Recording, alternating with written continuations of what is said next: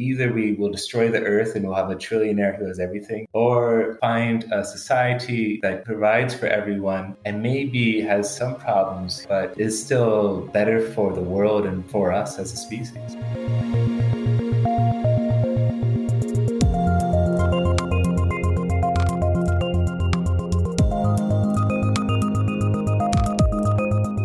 Hello and welcome to Tech Won't Save Us. I'm your host, Paris Marx, and this week my guests are Drew Pendergrass and Troy Vettese. Drew is a PhD candidate in environmental engineering at Harvard University, and Troy is an environmental historian and a Max Weber Fellow at the European University Institute. He also doesn't own a smartphone. Now, both of them are the co-authors of Half-Earth Socialism, a plan to save the future from extinction, climate change, and pandemics. And it's a really fascinating book that I feel gives like a really honest accounting of what is necessary to actually address the crises that we face in terms of, climate, but also these other environmental catastrophes that capitalism is fueling in its drive for constant growth. And that just inventing some new technologies is not actually going to solve for us. Now, I feel this conversation builds really well on the previous conversations I had with Sabrina Fernandez and Molly Taft on the climate crisis and, why net zero isn't a solution and why just new technologies alone are not going to save us. And Drew and Troy lay out a philosophy that can help guide us into a socialist future that actually addresses these crises that they identify and that they explain, but also do the important and the more difficult work of kind of imagining what this future would actually be like and what the implications of that would be for how humans live. And that would entail quite a different society, quite a different way of life than what we have today. And initially, that can seem like a bad thing because in some ways, and for some people, that will involve sacrifices to, what they enjoy today and what they were able to consume today. But when we accept that technology alone is not going to save us, then we need to kind of reckon with the harm that we've caused to the planet and how our way of life under capitalism is just so out of step with what a sustainable society would actually look like. And so I think that one really key piece of this is the discussion of consumption and how right now we're used to this kind of society of mass consumption where there's like more products than you can ever imagine to be able to consume. And certainly in particular in the West, this is the case, not as much in other parts of the world. And instead of recognizing that just consuming as much as we do today is like a natural thing that we should always be able to do, I think it is important. And we have this discussion in this conversation about whether that kind of shift to mass consumption in the 20th century is actually something that serves, human society and the human species, or is something that serves capitalism and that has been sold to us through marketing campaigns and public relations over a number of decades, and whether actually we should be challenging that and be more focused on a different form of consumption, a different means of living that isn't so focused on just constantly like churning through low quality goods, because that creates more economic activity that is beneficial to the system that we have built and created over these past number of decades.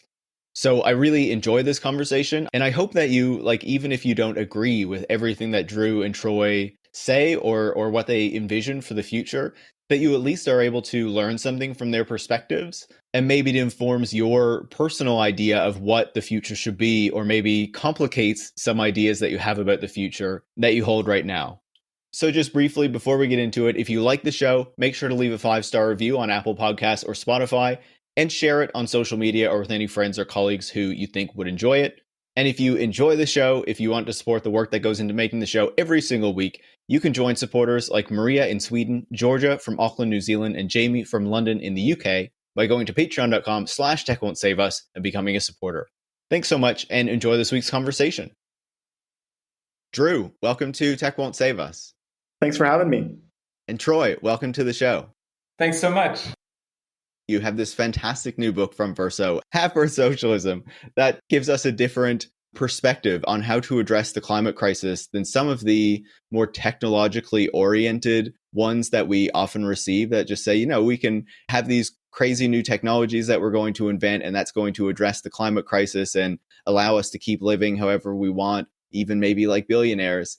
And, that's all well and good. We don't need to accept any limits or recognize that there are natural limits that we need to absorb and that we need to respect, right? But I do want to start by, defining the problem itself, because I think it will be helpful to the audience then to really get a scale of the problem that we face.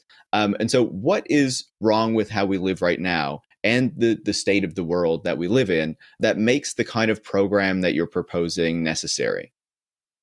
I would say what we're trying to do with the book is to, do basically two things. One is to understand the crisis that we're in, and again, what we're really trying to push is to have the left think about the environmental crisis as a really broad, multifaceted crisis that includes extinction, includes the emergence of new zoonotic diseases, includes climate change, includes problems with dead zones and algae blooms and all this, and think about these things within a single frame and see how they're connected to each other, but also how they need to be addressed with equal urgency instead of only focusing on the climate problem. I mean, the climate problem is extremely important, but I think if we were to solve the climate problem and everything else remained there, we still would be in an environmental crisis. So we wanted to tie these things together and show how they're related. So a lot of that has to do with how we manage our interchange with nature. So we are interested in land use and energy production and the need to conserve protected areas, which is where the half-Earth concept comes from. And how do we combine all these goals, which are gigantic and require huge transformations, with the goal of also providing the good life for everyone and achieving global equality. So that's what we're trying to do with the book. And in terms of the scale of the crisis, I mean, we are living through a mass extinction event. The extinction rate is between 100 to 1,000 times higher than what is normal. By the end of the century, a large percentage, and perhaps half of all species, could become extinct, and this would be a real tragedy. The last time we had such a large extinction event was 66 million years ago when the dinosaurs got wiped out. So the fact that humans or capitalism has such a bad effect on the world and is equivalent in some ways to an asteroid strike should be worrying. And then we have other problems such as dealing with diseases. We try to outline why there are more zoonotic diseases emerging, and COVID is not like a one-off thing. It's not a fluke. It's not something that just happens to human society, every few decades or every few centuries. I mean, this is a problem that's getting worse, and we need to deal with that, and that's related to these other environmental goals. And then we want to have a concrete idea of what socialism would look like. What would an ecologically sustainable society look like, and how can we do that without markets and without capitalism? I'll just add a little bit of some more maybe a material detail to what Troy just said. So Troy mentioned that we're living through a mass extinction event. There have been 5 previous mass extinctions in Earth history and various smaller extinction events. And we are causing the ongoing 6th mass extinction in the almost 4 billion years of life on Earth. This is a very big crisis. It's a crisis because life on Earth matters and is beautiful, and we should care about what we share the planet with. But it also matters because it's hard to think about how we'll live on a planet that's dying so quickly. And so a major driver of the mass extinction is the fact that half of the planet roughly is dedicated to agriculture. And of that agriculture, 77% is for animal agriculture, which provides a very small percentage of the calories that we eat. It's a very strong rich-poor divide in those animal calories. And that includes fodder crops for the animals like soy and corn. And that's just a major driver of mass extinction. So since 1990, pretty much all of the Amazonian deforestation that has happened since 1990. And that's mostly driven by beef production, by clearing rainforest for cows and for fodder for animals. So this is a really big problem. So we should be confronting the livestock industry in the same way that we confront the fossil fuel industry, which is a major driver of climate change. And climate change is happening. It's very bad. The other thing that we kind of get in the book that I think we'll probably talk about a little later, since this podcast is critical of tech, there's a new Intergovernmental Panel on Climate Change report that came out recently, the 6th Assessment Report. So they put together these reports every few years. They're like 4,000 pages long. They have scientists from pretty much every country on Earth are represented on these reports, and they have a big focus in the third working group's report on demand side solutions, or basically consumption problems, right? In the same way that this consumption problem with animals, this consumption problem with fossil fuels, right? And the problem with an approach that doesn't confront this sort of consumption problem and instead focuses entirely on using technology to remove carbon from the atmosphere is that it runs into the same land problem that Troy was talking about a little bit. So in the models that go into these assessment reports, there's technology called bioenergy with carbon capture and storage. This is what often comes up in some of these model outputs. The idea is that you grow some trees. The trees take up carbon as they grow. You burn the trees for energy. You capture the carbon that's emitted from the tree. You concentrate it, and then you bury it deep underground. And then this should ideally constitute a negative emission. In the 2018 report on keeping warming to 1.5 degrees Celsius, there's this scenario called S5, which is basically if we're slow to decrease our emissions in the 2020s, which we're currently slower than this scenario, then you'll need roughly 3 Indias worth of land dedicated to BECCS by the end of the century to confront this. So yeah, if you're not dealing with this land problem, then you're going to be in trouble. And that's not even counting things like if you want to replace plastics with bioplastics or something, then you have to grow the stuff. It's you run into these problems everywhere. So trade-offs are necessary. Yeah, no, absolutely. I was talking to Molly Taft recently about the amount of land that would actually be necessary to pull down a gigaton of carbon out of the atmosphere with trees and stuff. And it's just wild, the amount of land that would actually be required for some of these things. And then to have those proposed as the solutions as though we don't need to change so much about how we live because we could just rely on these carbon removal technologies. And it's but then you're not considering the actual implications of relying on these things and what it would actually require, right? So yeah, it's totally wild. I think it is necessary to actually lay out for people what a world under a half-Earth socialism would actually entail, so that we can ground those discussions in a concrete understanding of what you're discussing. So what does half-Earth socialism propose to address these problems that you've just laid out, and why are measures that I think many people would think seem extreme essential to ensuring we limit climate change and these other problems that you're talking about? Drew and I have been talking about this a lot, and the book really, it does 2 things. And one is it proposes what we think, should be a solution based on our reading of the interaction of these different crises and the resources and technologies available to us. And then we wrote the book as an invitation for other people to engage in their own utopian speculation. We think about scientific utopianism, which is a concept we take from this thinker named Otto Neurath.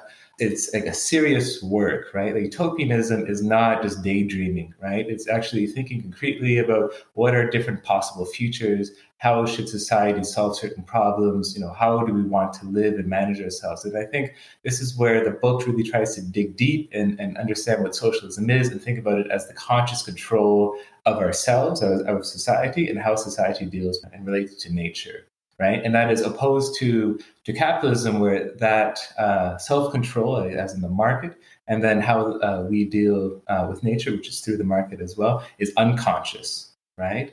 And the question becomes, how do you make what has been unconscious and invisible, visible, and consciously controlled? So people can definitely disagree with us, and I'm sure, if anything, I would welcome that. I don't think we have all the answers.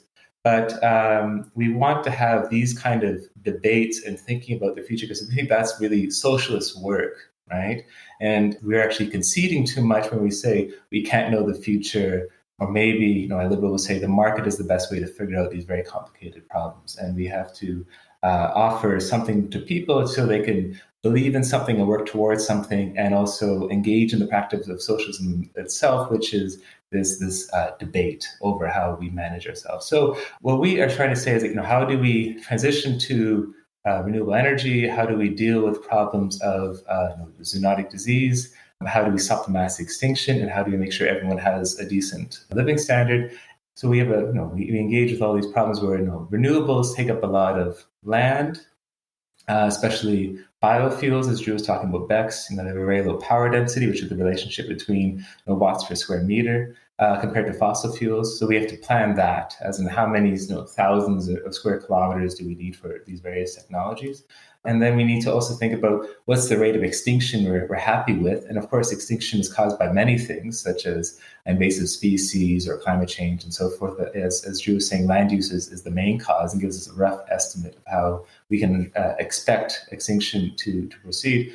And we propose the half Earth, which comes from the entomologist E.O. Wilson, who says if we increase the number of nature parks beyond 10 or 15% to 50%, then we will actually have stopped mass extinction. Of course, half the Earth is a huge amount of area. So the question is, where do we get this land? And the easiest way to find enough land for renewable energy, for agriculture without fossil fuels, and for all these other goals is by giving up the meat industry, right? So in terms of the argument of why vegan socialism, right, which seems like a totally niche idea, we will tell people or argue with people and say, these problems that we're facing cannot be solved under capitalism. Like in the introduction, we have a sketch of a future where there's more disease, there's more inequality, there's geoengineering, which is a very dangerous technology of managing climate change.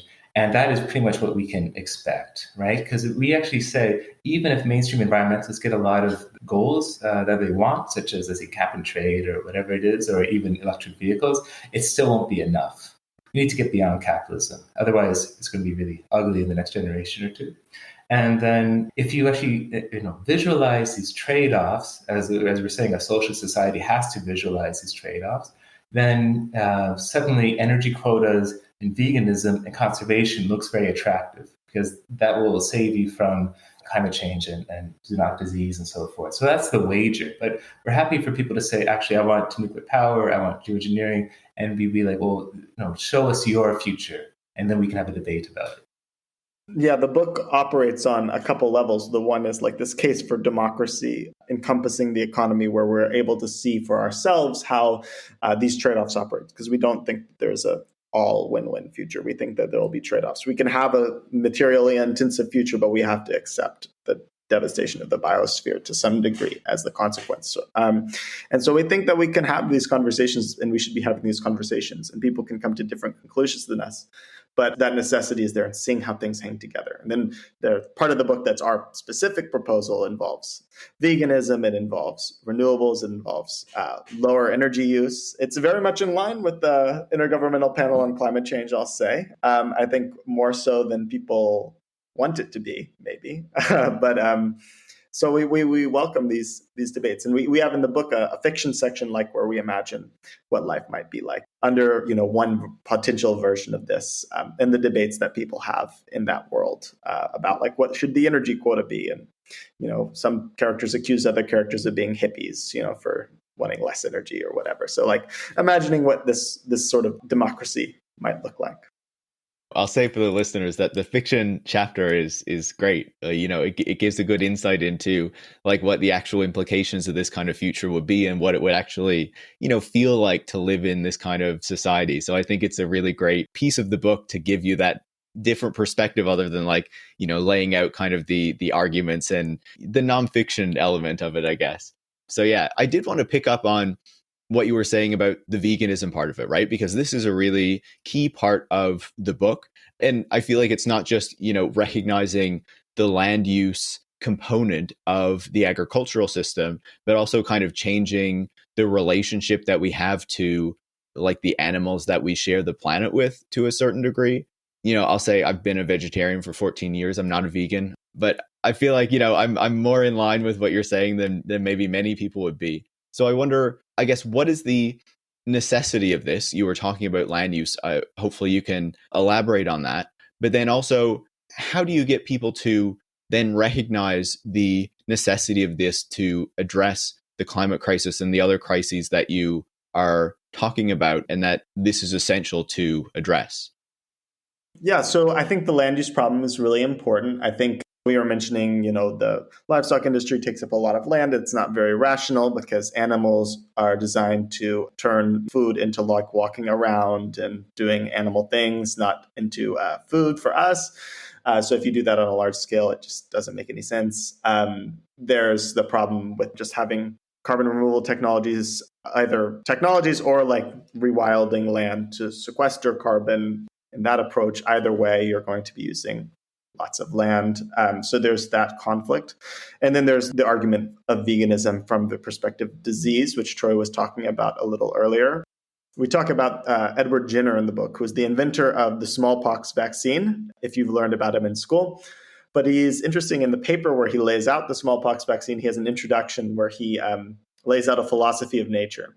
And we contrast this philosophy with philosophies that also originated in the same year of 1798. There's several consequential philosophies that arise there. So that's a whole thread of the book. But Jenner basically argues that the origins of disease is through being associates with animals that we were not supposed to be associated with, is sort of the way he puts it. And it's based on his insight that he developed an inoculation by exposing people to cowpox, which is a related disease. The famous story where milkmaids didn't seem to get smallpox because they were working with these cows. So basically taking this weak form of this virus and being able to build up immunity for that. And this leads him to this philosophical insight, which is that animals are the source of disease. And this has been borne out in research since. We have a list of, ideas of where, influenza is only a few thousand years old. We go through all these different examples. We talk about the origins of cholera and the colonization of India.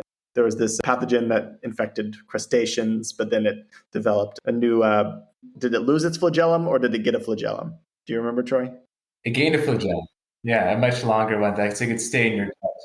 Yeah, it was able to, then infect humans, and then that's where these cholera pandemics originate. So it's really remarkable how many of these diseases originate in animal agriculture. And today we have all these problems like HIV, Ebola, Lyme, SARS the first, SARS the sequel, which we have right now, and SARS the third might be coming down the line. Avian flu, people have been worried about for a long time. That has a much more worrying mortality rate.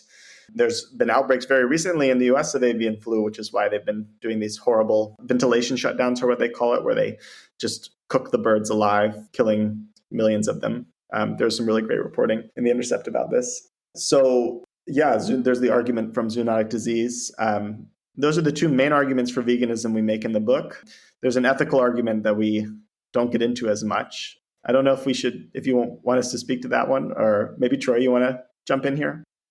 I would say what we're doing is the book is slowly working through these various problems of, what is socialism? What is the environmental crisis? It does this tour of, 18th century philosophy up to like Soviet mathematics. And along the way, we're picking up different perspectives and different techniques, and we're constructing our own philosophy and our own vision of what the future could look like. And the argument for veganism emerges from this material ecological critique, right? And I think if we were to write a book about the socialist ethics for animals, it would be a different book, right? We would have to engage, maybe with the 1844 manuscripts and like Marx's figure of the slave and the machine and the animal and play with that. And I think that definitely needs to be done, and one can definitely do that. And we are both ethical vegans, right?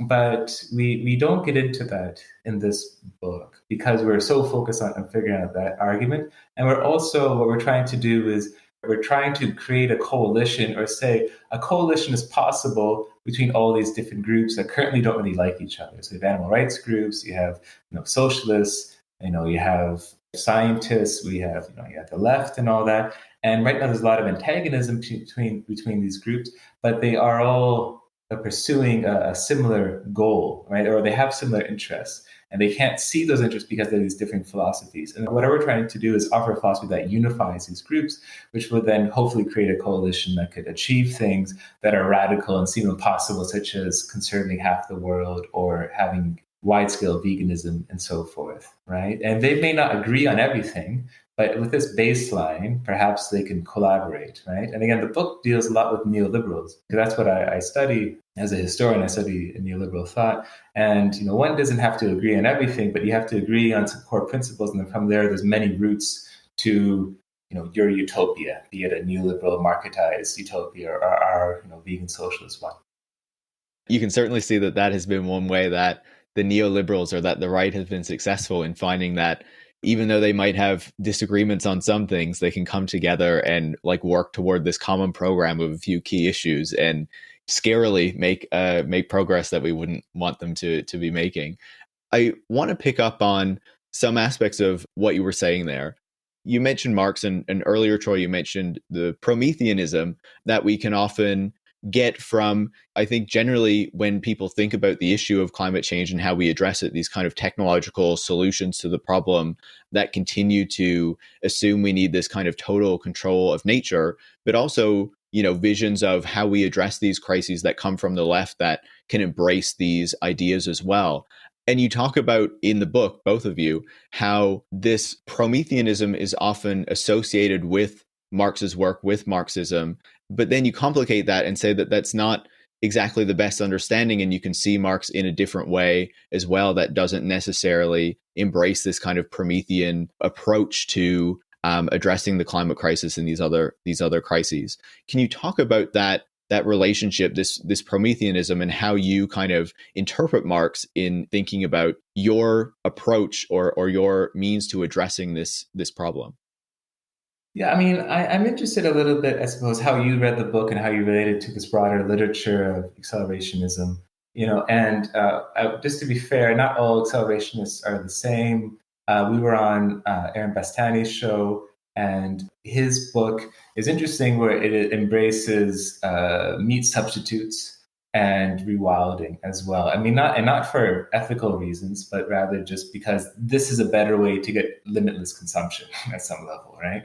And we have our disagreements with that approach, but at least not all this like accelerationist left totally hates the world, where I think a lot of Prometheans want to just completely dominate the world. And that relates to, I think, our vision of socialism. And we don't really get into this in the book, but I think the problem with Prometheanism is that it makes hard problems seem simple and doesn't solve them. So if you say, once we have socialism, we'll dominate the world and now create this abundance. And therefore, with this abundance, we won't have to really worry about production and distribution because, we'll just have so much of everything. And the actual, I guess, makeup of society is secondary at that point because there'll be no conflict, right? And therefore, we don't need to think about the future at some level. So in this contrast with the utopian tradition, and we go back to Plato with this, and Plato is like setting up his republic, he's also thinking about trade-offs. He's like, well, if we want to have meat, because Plato might have been a vegetarian, and there are lots of vegetarian thinkers in ancient Greece. And if we want to have meat, then we'll need more land for all those animals, and that will cause conflict with our neighbors, and that's a big problem. So do we want that? So we have to think in terms of trade-offs always. And I think also if you imagine that there's trade-offs or there's limits or there's problems, then you have to think more about what that future will be, what those trade-offs are, and how do we create institutions that will manage those problems. And where Prometheanism gets rid of that. And I think that's not a productive way to think about the future because at some level we think Prometheanism is impossible, right? As in the attempt to totally dominate nature would just cause complete chaos. And there's no such thing as a good Prometheanism, right? And I think that's the difference between us and lots of leftists. And what's funny is that even people who are eco-socialists or part of the Frankfurt School and they have a critique of the domination of nature, they still believe that somehow socialists will create a good domination of nature. And we're trying to go further than that. We're saying because we are acting in this incredibly complex world, it is at some level too dangerous to try to dominate it because some things are so complex we can't know what's there until we change them. Right, and geoengineering is a good example of that. It would just lead to more disease, more instability. And we're saying socialism has to be a system of restraint and will provide a good life for people, but also carefully change nature. This is the idea of the humanization of nature that comes from Hegel and Marx uses it as well. In terms of what did Marx think? No, we're Marxist to the core, and we rely on Marx a lot. Our understanding what capitalism is as this unconscious social form that is coercive and leads to many inefficiencies and problems and misery and so forth, that is very Marxist. And that's why we're saying conservationists and environmentalists should embrace Marx instead of Malthus or neoliberalism. But we would say that Marx is not interested in questions of epistemology in terms of nature, right? He thinks nature can be knowable and can be safely known. And this is where we break with Marx and say, no, it's not at some level. And therefore, socialism has to give up that Prometheanism. Yeah, so one of the main arguments of the book is that we kind of have a trade-off between trying to plan nature to make the world safe for the economy. And this is sort of this argument that maybe that we get in a little bit, which is that neoliberalism, to make the world safe for markets, might end up relying on geoengineering, solar geoengineering. There's all this sort of interest among neoliberals as, even at the same time as you can deny climate change, you can be, interested in geoengineering. And there are many forms of geoengineering, but the one that's the cheapest and therefore the most likely to happen is solar radiation management, where you fly a plane up to the stratosphere and spray something, probably sulfur, up there, creates particles, dims the sun, basically an artificial permanent volcanic eruption. And then this cools the climate, but it will probably have consequences like decreasing ozone, affecting circulation. There's worries that it'll weaken the monsoon, which would affect millions of people, droughts, all these other things that are very hard to model. My day job is building models of the atmosphere. The first thing you learn when you're trying to build models of the atmosphere is that it's very hard to build models of the atmosphere. And people spend their whole PhDs like adding a new chemical reaction in there. And then you add the new chemical reaction, it totally breaks everything. And then you have to add more, and then it fixes it a bit. And then that's just the way you learn about these huge processes. So that's sort of where we take our humility from in our book, which is that we say that nature is just this incredibly complex process that's evolved over millions of years. It's been around long before us. All these times where we try and intervene in nature, it often creates these enormous unintended consequences. Whereas the capitalist system is very new. The economy is created by people. That doesn't mean it's not extremely complicated, but it does mean that we think it's less complicated than nature. We think that it can be controlled and governed. So that's where we opt to control the economy rather than to try and control nature. So this is one of the key kind of humility-based arguments of the book. This mirrors the neoliberal argument, by the way, which is appealing precisely because it says who would be so arrogant as to think they could control the economy. But the thing is that the consequences of that view is that you end up having to try to control nature, which is a fool's errand, we think.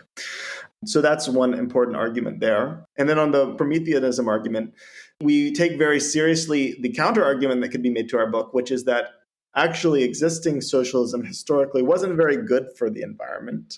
Mao has this line where he declares war on nature at some point. These are pretty blatant. There's all sorts of bad parts of socialist history, to say the least, that we really do try and confront, I think, in our book, and both the problems for humans and to non-humans from these past regimes. And one of the problems to nature is this arrogance about maybe the ability for humans to control nature. Geoengineering was originally a Soviet idea, solar radiation management. And the other forms of geoengineering, like damming the Bering Strait so you can melt the Arctic ice and make Russia easier to farm for wheat. Some intentional climate change there. Yeah, so there's all sorts of problems with this tradition. And there's all sorts of debates about Marx himself, his level of Prometheanism, but we certainly think at the very least, the Marxist tradition has a problem here.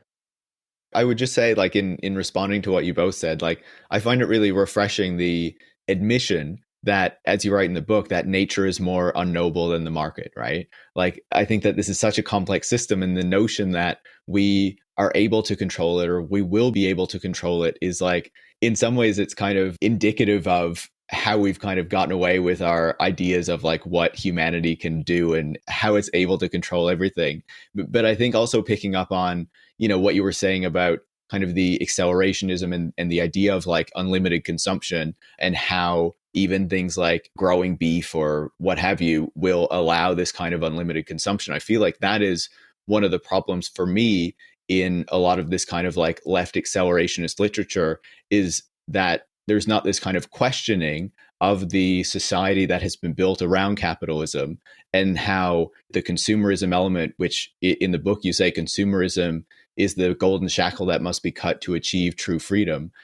is something that is not inherently questioned, like why consumerism was developed, how it was developed in this way to like serve capitalist profits, to ensure that we're buying more things, keeping the economy going, growing the economy, even if this isn't providing like the kind of personal benefit, the kind of happiness that is often associated with it. But instead, like, you're just on this kind of like consumption treadmill of constantly having to buy more things, more lower quality things to keep life going.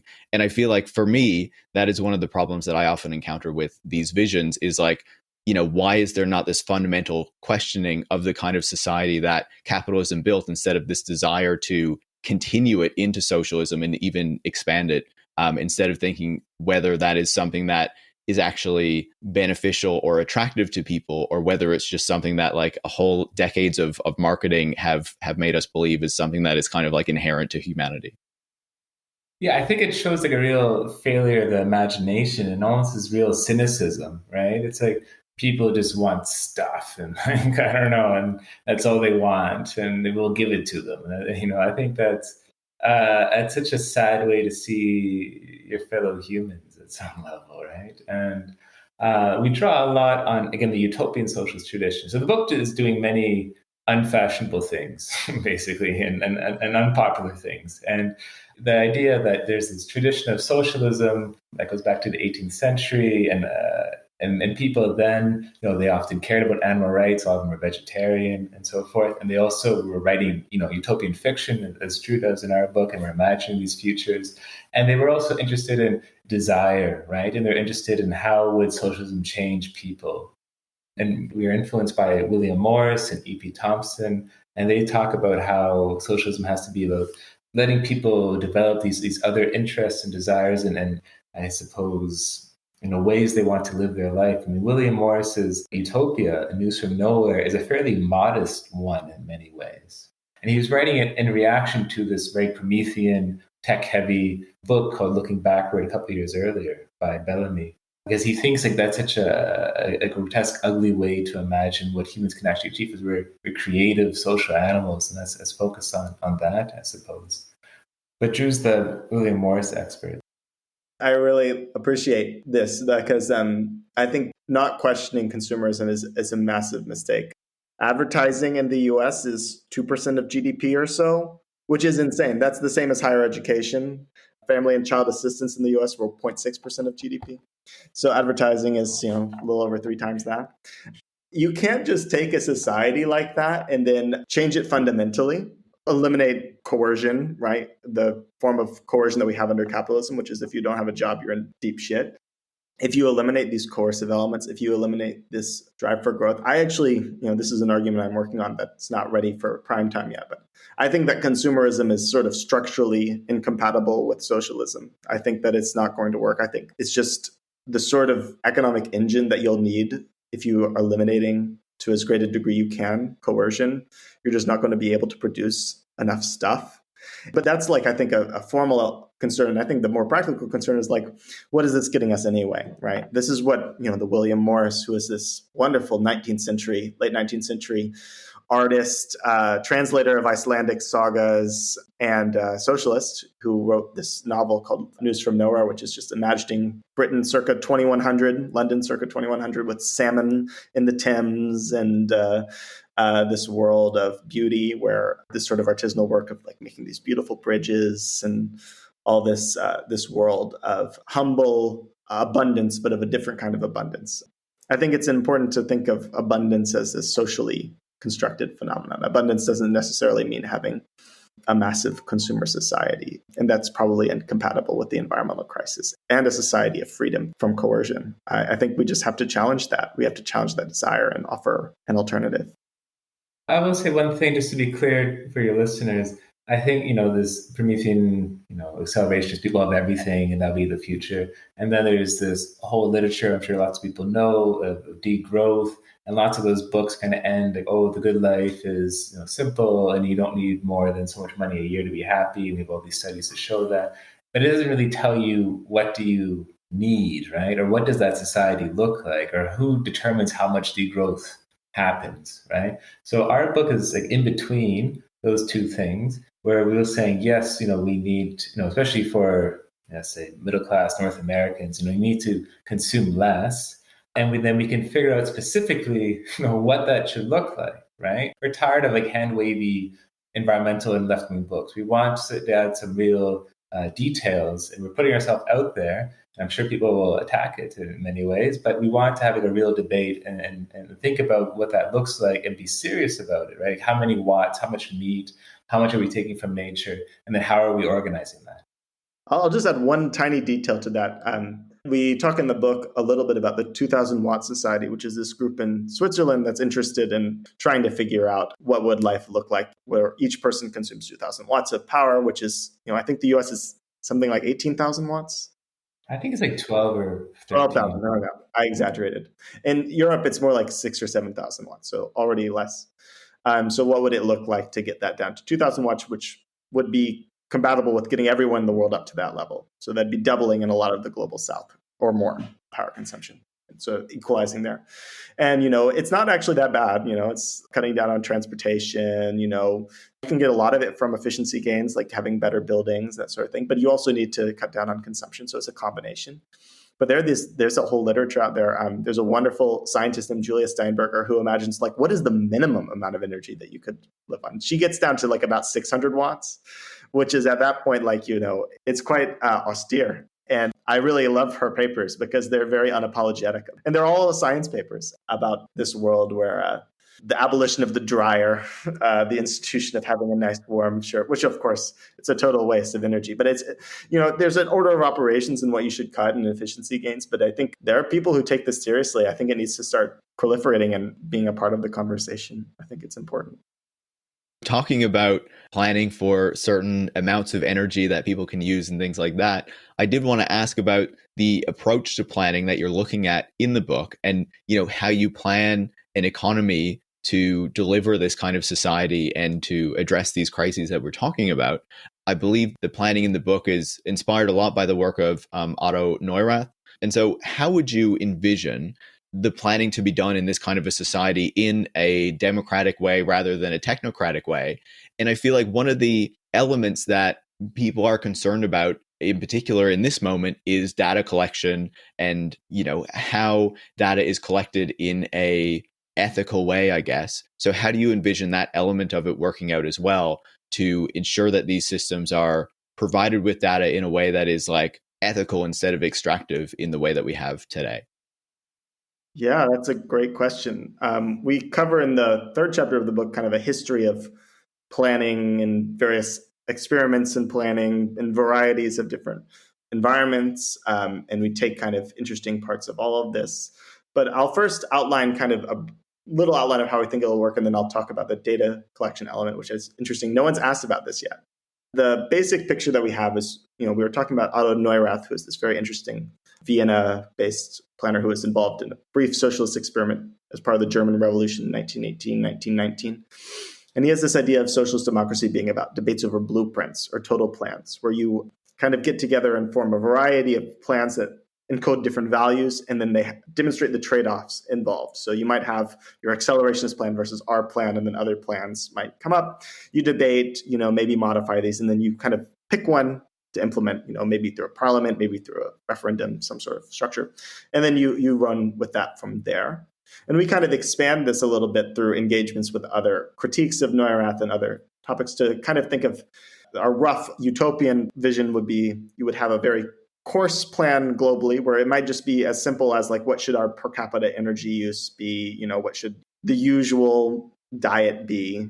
There will obviously be variations. And you just have very broad overviews and then maybe have an idea of like, North America is good for, producing X crops. You have some rough idea. And then as you get down lower to more regional, local levels, you can get into more details and have additional input in democracy in how the plan's carried out and what the plan should be precisely. So it's sort of a federation or nesting sort of approach.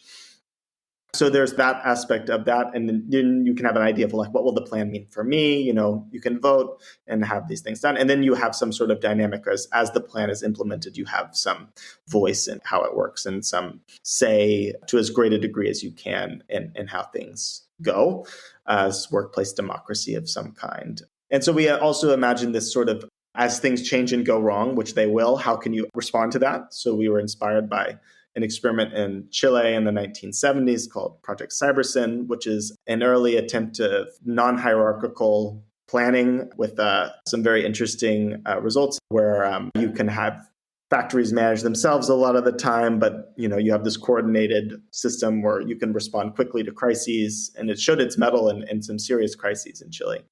And we take some inspiration from climate science with data assimilation, where you can update a model on the basis of incomplete and incorrect or imperfect observations and use that to update your system. This is what's used for weather forecasting every day. We have a global model of the Earth, but it's a chaotic system. If you don't have good initial conditions, you get a bad forecast. This is the butterfly effect, right? Where you flap your wings one side of the world, there's a hurricane on the other side, which is an exaggeration, but actually not a big exaggeration. If you don't have very precise initial conditions, you have a bad forecast. So data assimilation is you combine data from all over the world, and it fixes your forecast. And actually, when COVID hit, weather forecasts got roughly 10% less accurate in the US because you no longer had planes flying and giving you data for the mid-troposphere. It's a system that we have. So you could imagine something like this might be useful in the economy. But that does raise a data concern, which is very important, right? Like if you are managing an economy, you need to have information about the economy. You have to have information about crises or problems with production, incomplete information, but information nonetheless. And this can lead to problems of inappropriate control.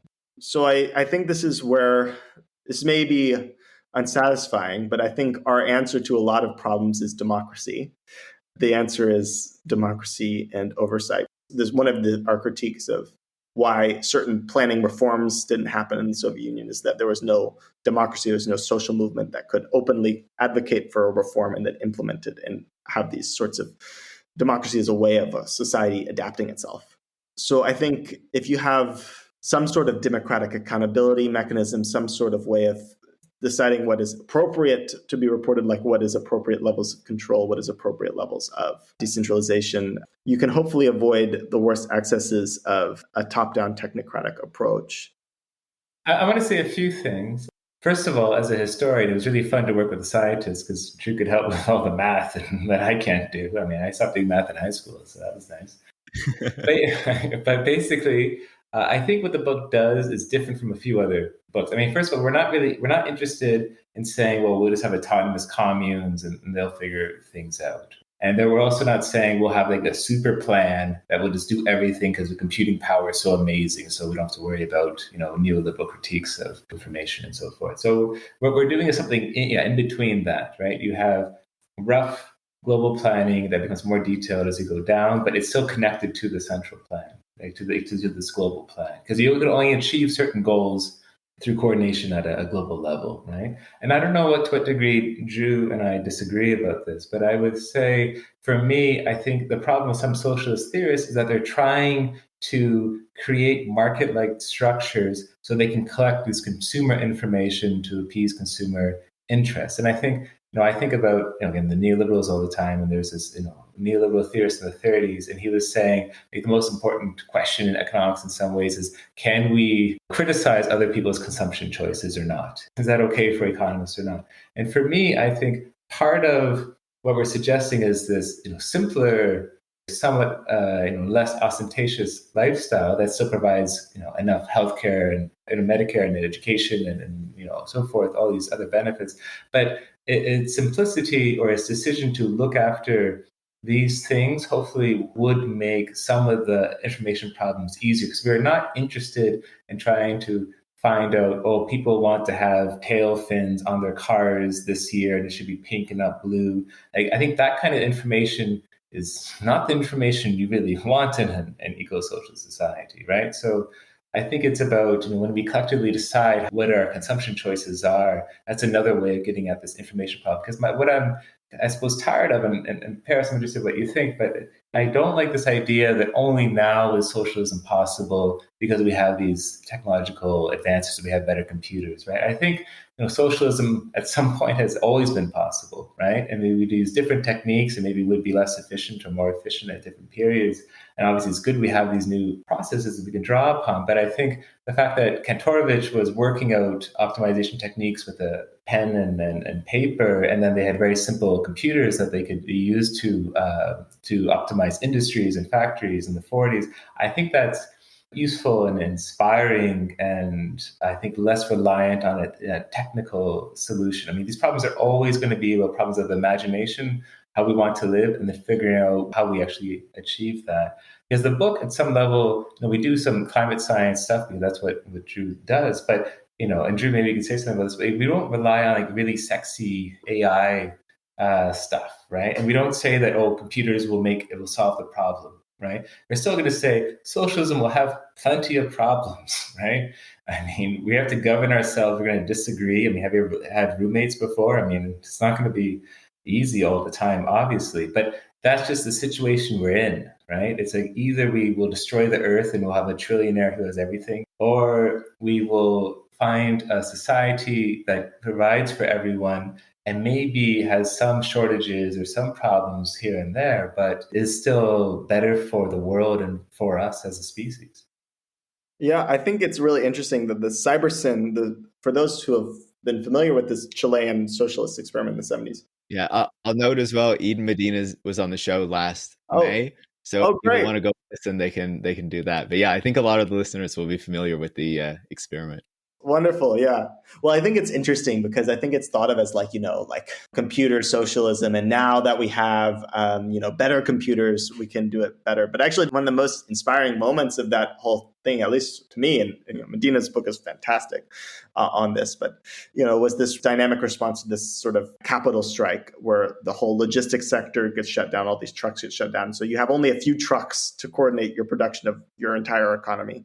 And they were able to do it using only these telex machines, which is like, basically a telegraph, maybe a little nicer. Well, using only that in this sort of structure that's trying to like balance decentralization and centralization in this sort of useful way, was able to overcome it. So yeah, you don't need anything especially fancy. I also work too much with AI to believe that AI is going to be very useful. It can solve very specific statistical regression problems. That's it. Maybe that'll make people mad. I don't know. I hope that the listeners of the show would largely agree with you.